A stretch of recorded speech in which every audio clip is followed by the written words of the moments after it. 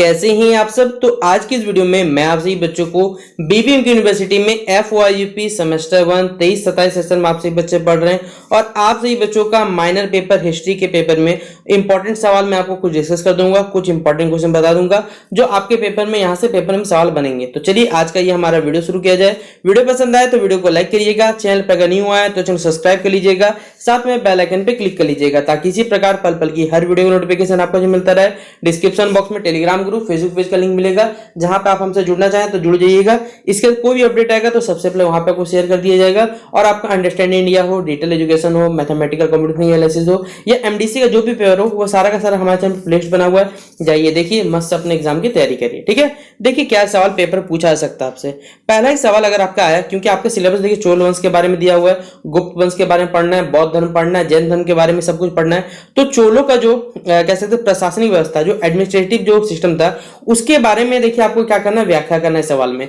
तो बोला हुआ चोलों का प्रशासनिक व्यवस्था का विवरण दीजिए, यानी give an account of the administrative system of Cholas. तो पहले ही देखिए यहाँ पर बताया हुआ है कि दक्षिण भारतीय राजवंशों और विशेषता अगर हम लोग बात करें चोल वंश के बारे में, तो चोलों के प्रशासन की मुख्य विशेषता थी कि स्थानीय तत्वों पर प्रशासन पे क्या देना था, बल देना था। नगर एवं जो ग्राम प्रशासन की जवाबदेही राज्य अपने ऊपर प्रत्यक्ष रूप से नहीं लेता था, बल्कि जो स्थानीय स्वायत्त जो संस्थाएं थी उन्हीं को इस सारी की सारी जिम्मेदारी उनके द्वारा सौंप दी जाती थी। इन स्थानीय प्रशासकीय इकाइयों का जो पर्याप्त स्वतंत्रता प्रदान की गई थी कि भाई कुछ भी आजादी दिया हो तो उनको। उत्तर भारत की तुलना में जो दक्षिण भारत में स्थानीय स्वायत्त शासी इकाइयों का अधिक संगठित क्या वो विकास हुआ। चोलों के अधीन जो ग्राम प्रशासन के जिस विकसित स्वरूप को हम पाते हैं, उनका आरंभ माना जाता है 8 से लेकर 9वीं शताब्दी में पांड्यों और पल्लवों के अधीन देखा जा सकता था। चोलों ने इस परंपरा का क्या किया था, विकास किया था। अगला बताया हुआ यहाँ पर पॉइंट वाइज में कि चोलों के अधीन जो स्थानीय प्रशासन में ग्राम सभाओं तथा सामाजिक, आर्थिक, धार्मिक स्वरूपों के समूह और संगठनों के मुख्य क्या थे, यहाँ भूमिका थी। इनमें से प्रत्येक किसी न किसी रूप में स्थानीय प्रशासन से संबंध था। इनकी सत्ता का जो स्रोत था वो प्राचीन परंपरा और जन समर्थन था। दोनों का राज्य की ओर से समान मान्यता एवं अधिकार दोनों को दिया गया था।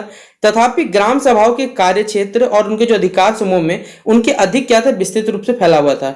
समूह और संगठन किसी विशेष कार्य से संबंधित थे, जैसे मंदिर विशेष का प्रबंधन हो गया, व्यापार या उद्योग का देखभाल हो गया इत्यादि। समूह या संगठन के सदस्य भी सभा के सदस्य होते थे, ये बता दिया गया है। फिर अगला बताया वो समूह में देखिए क्या है। पहला है समूह का जो गठन है उद्देश्य विशेष की पूर्ति के लिए किया जाता था, किसी विशेष पूर्ति के लिए काम किया जाता था। अधिक या फिर आर्थिक कार्य जो यानी व्यापार से संबंध जो समूह थे उनमें वलना जाए। और मणिग्राम का उल्लेख जो है वो चोल अभिलेखों से हमें देखिए प्राप्त होता है। कुछ समूहों का जो गठन है धार्मिक कार्यों की पूर्ति हेतु किया जाता था, जैसे बताया हुआ मूल रूपी दियार नामक जो समूह है मंदिरों का प्रबंधन देखता था, उनका काम था। प्रत्येक ग्राम और नगर को विभिन्न गलियों से विभक्त कर उनकी व्यवस्था के लिए विभिन्न समूहों का गठन किया जाता था, जैसे बढ़ई, सुनार, धोबी इत्यादि। सामाजिक और आर्थिक जीवन में इन समूहों की विशिष्ट भूमिका थी। सभी समूहों में आपस जो संबंध थे वो सौहार्दपूर्ण थे पूरे। राज्य इन समूहों के आंतरिक मामलों में बहुत कम ही दखल अंदाजी करता या फिर कह सकते हस्तक्षेप करता था। फिर जो ग्राम सभाएं थे उनके बारे में बताया हुआ उर और जो भी हमारे पास सभा स्थानीय प्रशासन में ग्राम सभाओं की विशिष्ट भूमिका थी। चोल अभिलेखों में विशेष 2 प्रकार के हमें नाम सभाओं का उल्लेख मिला है, जिसमें एक उर है, दूसरा सभा है। उर सर्वसाधारण की सभा थी, यह समूह में बड़ी संख्या में थी। ग्रामीणों के अतिरिक्त नगरों में भी इसका उल्लेख हमें मिलता है। अनेक स्थानों में सभा और उर का जो कह सकते साथ साथ संगठन किया जाता है, परंतु सामान्यतः इसका सभा में स्वतंत्र या अलग रूप था। ब्राह्मणों को दिए गए अग्रहारों मंगलम में सामान्यतः जो स्थानीय हमारे पर प्रशासन का प्रबंधन जो है वो सभा के हाथों में बेसिकली रहता था, जिससे पुरानी बस्तियां में जो ब्राह्मणों को दान दी जाती थी, उर और सभा जो के नामक 2 संस्थाएं थी, एक साथ दोनों के दोनों काम करते थे। बस्ती के प्राचीन निवासी उर में मिलते थे, तो जो नए स्थापित ब्राह्मण हुए थे वो अपनी सभा का गठन खुद किया करते थे, बता दिया गया। फिर देखिए उर के गठन के बारे में बताया हुआ है कि उर के गठन के संबंध में विशेष और स्पष्ट जानकारी उपलब्ध तो हमारे पास ज्यादा नहीं है। ऐसा प्रतीत होता है कि गांव के रहने वाले जो प्रत्येक व्यक्ति यानी जो पुरुष है उर का सदस्य होता था, वे सभी उर की कार्यवाहियों में भाग लेते थे। उर के कार्यों का समुचित ढंग से संपादन के लिए एक कार्यकारिणी परिषद का भी गठन किया गया था, और इसके गठन की प्रक्रिया और इसकी जो सदस्य की नियुक्ति जो होती है या निश्चित संख्या जो थी वो इसका स्पष्टीकरण हमारे पास उपलब्ध नहीं है। फिर अगला बताया देखिए सभा का गठन। उर की अपेक्षा जो सभा नामक संस्था थी वो अधिक संगठित प्रतीत हुई करती थी। कुछ सभाओं में कार्यकारिणी परिषद का उल्लेख हमें मिलता है, परंतु अधिकांश जो सभाएं थी उसमें क्या थी, समिति और इसके सदस्य जो भी कह सकते हैं वॉरियर या वरियार द्वारा संचालित होती थी। सभा इन समितियों का गठन विशेष कार्य या विशिष्ट कार्यों की पूर्ति हेतु करती थी, जैसे मंदिर को दिए गए देवदान भूमि की देखभाल करने हेतु। विभिन्न सभाओं के जो बैरियम हो गए उनकी नियुक्ति की प्रक्रिया होगी। परिवारों की संख्या या वरियारों की संख्या एक दूसरे भिन्न होती थी, उनमें एक रूपता हमें देखने को नहीं मिलती थी। उत्तर मेरु सभा के संगठन को देखकर यहाँ पर वेरियम के गठन और उसके कार्यों का अंदाज हम लगा सकते हैं। लगभग बताया हुआ यहाँ पर कि सदस्यों के निर्वाचन के लिए लॉटरी व्यवस्था का पालन किया जाता था। सिर्फ वैसे ही व्यक्तियों का निर्वाचन कर मनोनयन किया जाता था जो विभिन्न कुटुंब द्वारा निर्धारित नियमों के अनुसार मनोनीत होता था। यह व्यवस्था कह सकते सफल तो नहीं रही थी ज्यादातर। अतः 2 वर्ष बाद समिति में निर्वाचित होने वाले सदस्यों की प्रक्रिया में परिवर्तन अथवा सुधार लाने का प्रयास किया गया। नई व्यवस्था या कैसे अनुसार जो हमारे पास समिति में सिर्फ कुटुंब के सदस्यों को स्थान दिया गया, शेरी के प्रतिनिधियों को कोई भी स्थान नहीं मिला। कुटुंब द्वारा अपने प्रतिनिधियों के मनोनयन की नियमावली भी बनाई गई थी। उत्तर मेरु सभा के संविधान में यह संशोधन भी किया गया था या संशोधित राजकर्मियों की उपस्थिति में किया गया। कुछ वर्षों पश्चात सभा ने ग्राम के सभी लोगों के लिए सोने का मूल्य तय करने के लिए एक जो समिति थी उसकी यहाँ पर नियुक्ति की थी। इस समिति में 8 सदस्यों का निर्वाचन लॉटरी के आधार पर किया गया और निर्वाचित समय कुछ निश्चित शर्तें पूरी करते थे, जैसे वो राज्य को कर देते थे, गांव के किसी निश्चित भागों के निवासी थे और तथा जिन्हें सोने की पहचान में ख्याति प्राप्त थी, ये बताया हुआ है। तो ये इंपॉर्टेंट पॉइंट था।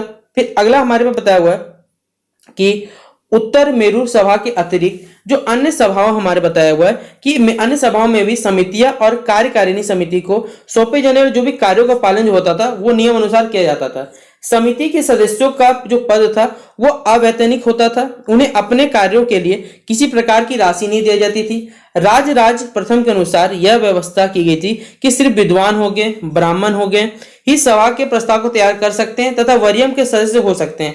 सभा के प्रस्ताव का उल्लंघन करने वालों के लिए उसी प्रकार के दंड की व्यवस्था भी की गई थी जैसा व्यवस्था राजकीय आदेशों को उल्लंघन करने वालों को मिलता था। बाद में एक अन्य प्रस्ताव द्वारा वरियम की सदस्यता से वैसे लोगों को वंचित रख गया जो ब्राह्मणों की संपत्ति चुराने एवं अन्य गंभीर अपराधी के दोषी थे। ये प्रस्ताव जो है वो राजकीय पदाधिकारियों की अनुपस्थिति में पारित किए गए। इनमें ऐसा प्रतीत होता है कि जो राज्य था बेसिकली या राज्य सामान्यतः सभी प्रकार के कार्यों में हस्तक्षेप नहीं करता था। साथ ही प्रत्येक सभा अपनी सुविधा और आवश्यकता अनुसार जो भी अपने नियम वाली, जैसे हमारे झारखंड में अपने हिसाब से नियम वाले बनते रहती है, उसी तरह चेंजेस करता है जिसमें अपने अपने उत्तरदायित्व का पालन उचित ढंग से कर सके।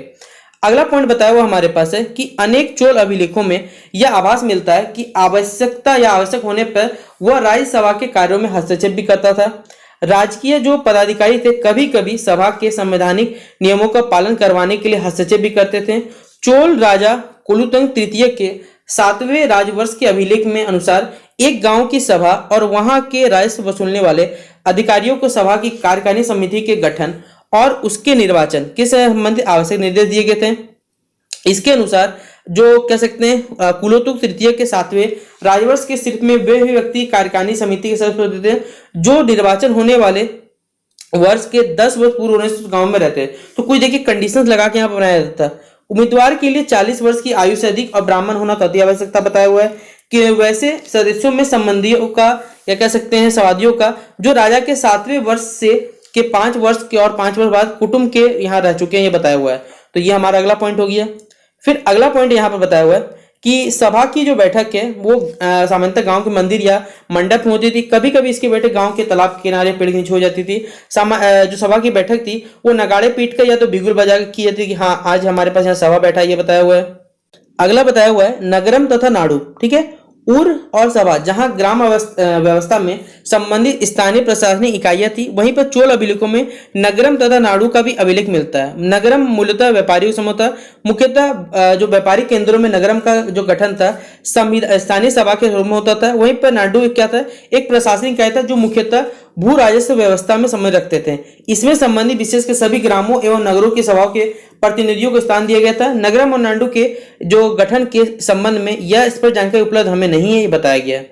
फिर अगला पॉइंट हमारे पास है कि स्थानीय जो भी संस्थाओं की सामान्य कार्य प्रणाली चोल कालीन स्थानीय स्वतंत्र प्रशासनिक इकाइयों सामान्यतः एक प्रणाली का पालन करती थी। सभी सदस्यों के लिए स्थानीय संस्थाओं की बैठक में उपस्थित रहना वांछनीय था।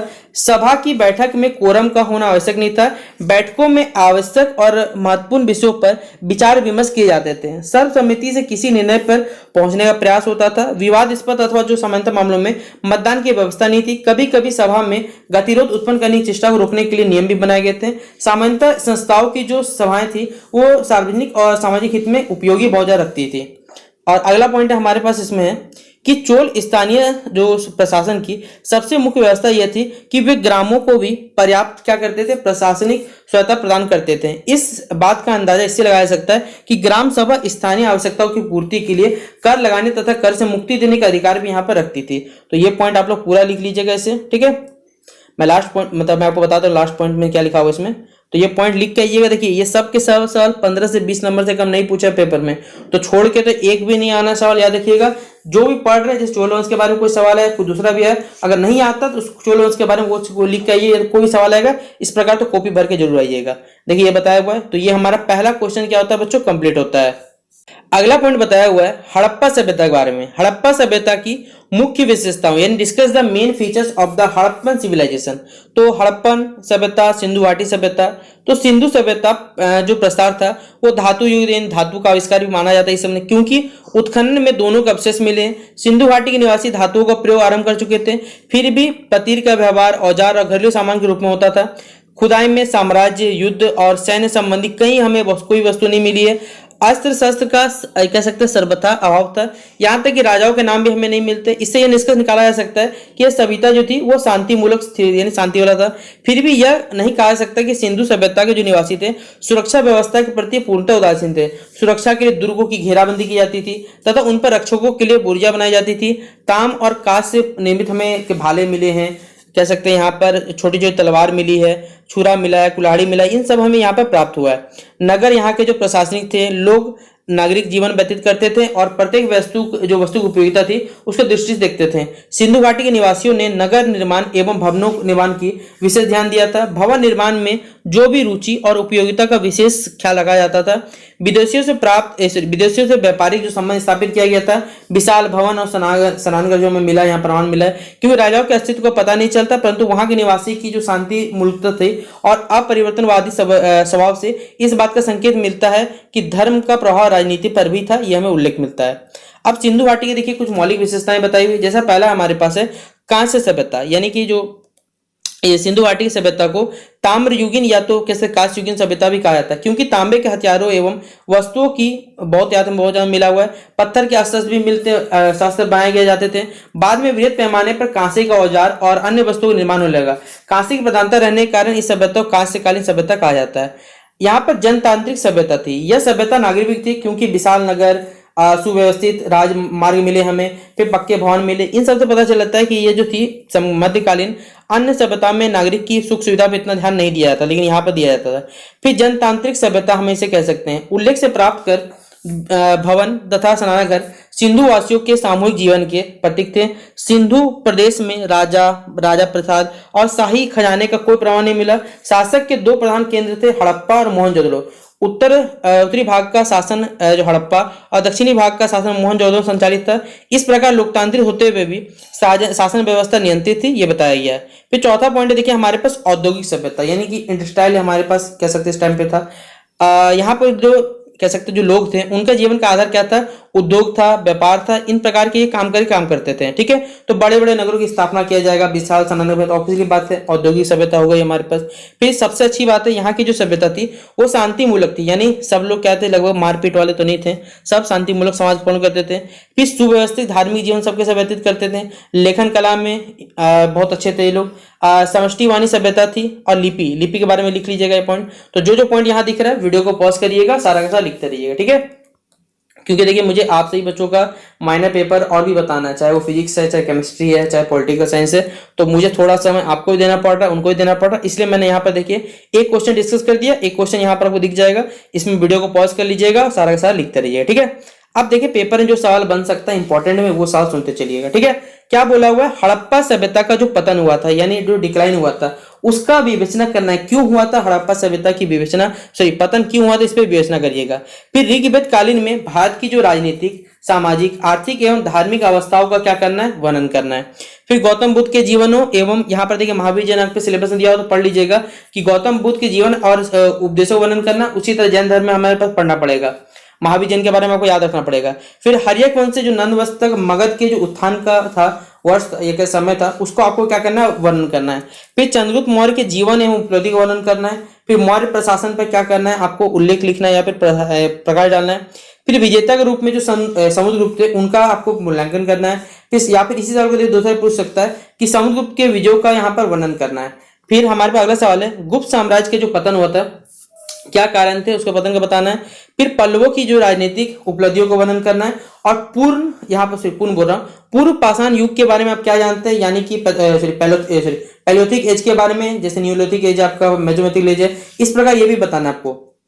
फिर पूर्व पाषाण कालीन सभ्यता का वर्णन करना है। तो ये कुछ इंपॉर्टेंट क्वेश्चन बता दिए, 2 क्वेश्चन में डिस्कस कर दिया। इन सब के सबको एग्जाम में अच्छे से लिखिएगा और बाकी जो भी आपके पास नोट्स है उससे आप लोग अच्छे से पढ़ लीजिएगा। तो चलिए मिलते हैं नेक्स्ट वीडियो पे। वीडियो पसंद आया तो दोस्तों को लाइक और शेयर करने कभी मत करिएगा। तब तक के लिए जय हिंद, जय